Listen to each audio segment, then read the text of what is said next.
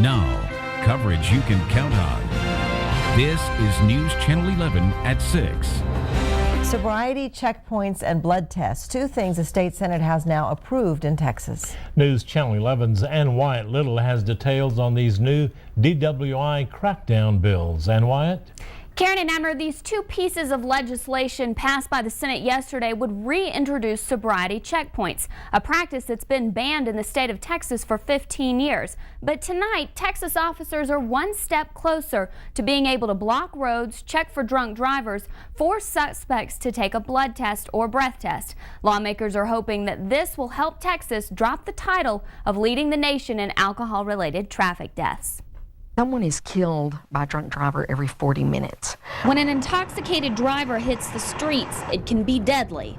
Texas is one of 12 states in the country that doesn't have sobriety checkpoints. In a push to make streets safe, Senator John Corona of Dallas introduced a bill that would authorize roadblocks. According to the bill, officers would have to advertise the time and date of a checkpoint. No area could have a checkpoint more than once a year, and officers could not detain an individual for more than 3 minutes without probable cause. They only take a few seconds. It takes no more time than if they were stopped at a red light. And if there's nothing wrong, if they're not impaired, then they go on their way.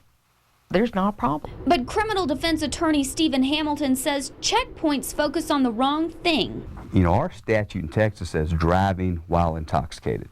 They got to prove that the person did it at the time of driving. Just getting the intoxicated driver off the street, and doing so by having the patrolman out there driving the street, looking for people who are driving intoxicated. But both sides of this issue want safe streets.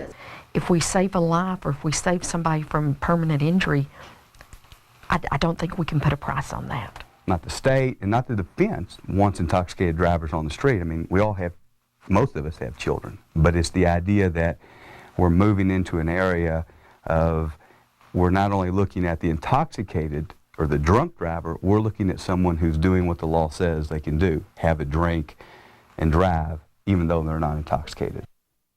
Under this bill, checkpoints would be set up in counties with a population of 250,000 and large cities with a population of 500,000. The latest census report released 2 weeks ago estimates 264,418 people live in Lubbock County, which would make Lubbock eligible for sobriety checks in the county. Now, this bill is on its way to the House. Karen and Abner, back to you.